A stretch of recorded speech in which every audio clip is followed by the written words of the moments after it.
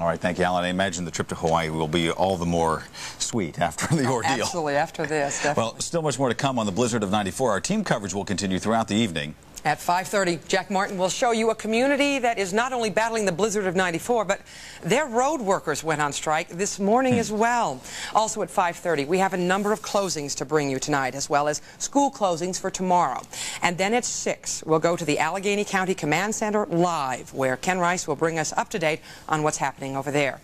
So we've got everything. Our storm coverage continues. Continues now. We're going to check out the snow situation across the region. This winter wallop is hitting hard for hundreds of miles around. Joe will return with a more detailed look at our weather picture and how we'll fare tonight and tomorrow, so stay with us. I'm Yvonne Zanos. Thanks to the storm, it sure wasn't business as usual today. That story coming up. Pounding cities across the East Coast.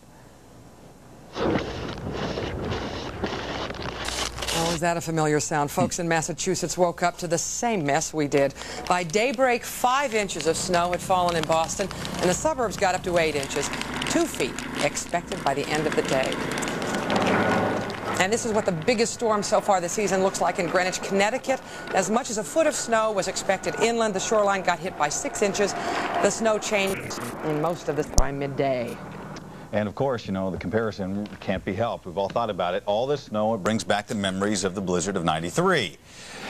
Well, you remember how it was. 24 inches of snow in a 24-hour period. Pittsburgh literally snowed in. Major highways shut down. Just about everything else, too. Sound familiar? One major difference from this storm, last year's storm landed on a weekend. So we didn't get maybe quite as much snow. It wasn't quite as cold. In some ways, it may have been a little bit worse in that because we're on a weekday here now. A lot of people were trying to get to work. But the positive note was it wasn't as cold. It was really cold back in March, wasn't it? Yeah, Joe's here now. And how do you feel about it? I mean, you saw that storm. You've lived through this one. Well, I think the difference, number one, it was on a weekend. Number two, if you don't recall, we had temperatures of 16 degrees when we were getting that heavy snow, 3 inches an hour. Although there were some areas today that were picking up as much. Elkins, West Virginia, in 1 hour picked up 5 inches of snow this morning. And in Washington County, Greene County, some areas down there, 3 to 4 inches in an hour. That's a lot of snow. But it's all past now, and it's moving east of us. Let's take a look at our conditions at International Airport right now. It's cloudy, but the improving ceilings and visibilities. Ceilings based at 1,400 feet broken, overcast at 3,200 feet. The visibility all the way up now to 6 miles, light snow, and current temperature, well, that's running 24 degrees. That's 1 degree above our min. The relative humidity, 86%. Surface wind northwest. That's at 16 miles per hour. Barometer, 29.67 of an inch of mercury. That's rising rapidly. On a satellite photograph, here's a storm. The center of it's located in southeastern New York State. All the radar is primarily east of us and up through New England now, where the heavy snow is. Out west, another storm center beginning to develop, which we'll talk about in a moment. Here's the latest surface map. Low pressure continues to move northeastward, and as it moves on to the northeast, a heavy snow is in extreme northeastern Pennsylvania, central New York State, upper sections of Vermont, New Hampshire, on up into Maine, and this band through here will get anywhere from a foot to a foot and a half as the low continues northward. New York City, nothing at all. Same at Philadelphia and south and east. They had a little bit of snow, then changed to rain. Same up in the Boston area. But by tomorrow night, this low moves northeastward, and the next low, the storm center now located up through northwestern sections of Montana, will be moving southeastward very rapidly. And as it moves southeastward, light snow will be spreading eastward. We could have some light snow back in here by Thursday morning. Nothing like this storm that moved through, but nevertheless get a little accumulation from this and as it moves through. But what's a couple of inches after we've just experienced anywhere from 16 to 25. Here's the bullseye was over southeastern Butler County, eastern Allegheny, eastern sections of Washington County, Greene County, Fayette County, western Somerset, Westmoreland County, southwest Indiana County. Any reports anywhere from 20 to 26 inches of snow. Some areas down around Waynesburg is reporting as much in Mariana, as much as 32 inches of snowfall. From the Skywarn observers who measure the snow, generally we've had anywhere from 12 up to as high as 20 to 22 inches of snowfall. Officially, 14.5, 15 inches International Airport. As you get into Ohio, 6 inches around the Cleveland area, and as you move south, up to 10 inches by the time you get to the Pennsylvania border.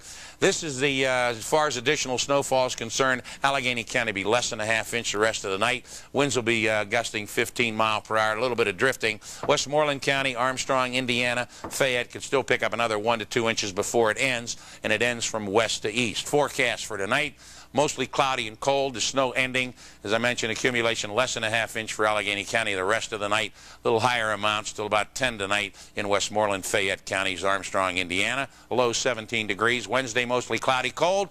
Snow flurries. The high tomorrow, 26 degrees. Wednesday night, mostly cloudy, cold. Snow by daybreak Thursday morning. A low of 18 degrees Thursday. Snow becoming mixed with sleet and freezing rain. Then back to snow. The high Thursday, only up to the freezing mark, 32 degrees. And if you want to travel tomorrow, I'd suggest not. But if you're traveling, you want to go up to Cleveland, well, they'll be cloudy, kind of chilly, 23 degrees. Dayton, Ohio, partly cloudy, 24 degrees. Boston, windy up there, 28 degrees. Washington, D.C., cloudy, 32. Nashville, cloudy, 42 degrees. So nothing happening tomorrow. We're just getting ready for the light snow coming in on Thursday morning. You still think it'll be tough getting around tomorrow, though? No question about it. And overnight. Okay. It's going to take them 24 hours to get back, you know, the main roads and the secondary roads. Yeah, that's right. Seeing some of those cars on the secondary roads. It's going to. Watching from the window at the station. Up next, the snowstorm blasts local businesses. Yvonne looks at that. And in Dateline, the children lost their parents and had to beg for burial money. Pittsburgh Symphony Orchestra musician. Store missed work. Well, consumer editor Yvonne Zanos reports you weren't alone. They weren't, Yvonne. Yeah, that's right, Scott. It was a bad business day all around. The snowstorm may not have been bad enough to completely shut the city down, but it did keep a lot of businesses from opening up. It certainly wasn't business as usual today. Shopping malls all over the area buckled under the snow. Many businesses never opened their doors, and many of those who did spent most of the day wondering why they had. It was ridiculous. No one was here. Not one perm or trim at the hair salon. Not one customer here at Arthur's Men's Store in Braddock Hills. Nothing ventured, nothing gained. Is this kind of a lonely day to be open here? Well, I haven't had any customers to talk to. Here at Builder Square by early afternoon, instead of the usual several hundred customers, they had had several customers. It's been a slow day, very slow. Although there had been a lot of interest in the one snowblower left in the store. It'd probably be sold. People wanted to buy it over the telephone, and we're trying to come down here, but I don't think they made it in. What would get people out on roads like these? Grocery store employees will tell you. Cigarettes and milk.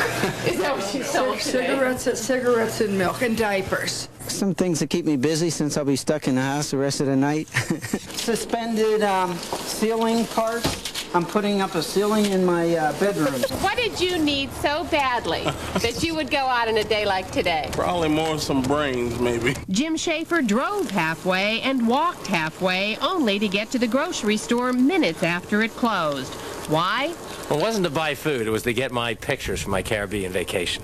And I thought this would be a good day to look at them.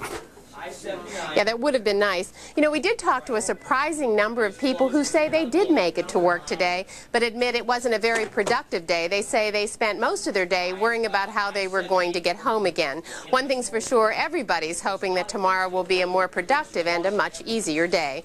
Reporting from the newsroom, I'm Yvonne Zanos. Thanks, Yvonne. Time now to check in with Don Cannon in Studio C for a look ahead at what's coming up at 5:30. Don? Yeah, thanks very much, Sally. The storm coverage, of course, continues at 5:30 today with a story of terrible timing. In Union Township, Fayette County, the snowplow crews went on strike at midnight last night. We'll see how the folks there are coping. Plus, to remind you how things can be. Weather problems. Weather problems, you say? Well, it's too hot in California. And at 5:30, our broadcast will also focus on the cancellations. Extensive coverage of that and much more coming up today at 5:30. Sally and Scott. Okay, thanks very much, Don. And we'll have the storm status in Ohio and West Virginia after this break. And the story of a bad snow, but the snow downed trees and power lines as well. Governor Gaston Caperton has declared a statewide state of emergency. At least 150,000 people are without power tonight. Emergency shelters have been opened for people in Boone and Kanawha counties. And it's no different in Ohio. The governor there has declared a state of emergency in 4 counties hit by up to 18 inches of snow. The National Guard has been deployed to offer medical assistance. All right, beyond the blizzard, the children beg for money to bury their parents. A snow emergency. That means all vehicles must be off the roads in that municipality. The same is true in Jefferson Borough. Not only does that mean roads are closed, it means parked cars must be removed.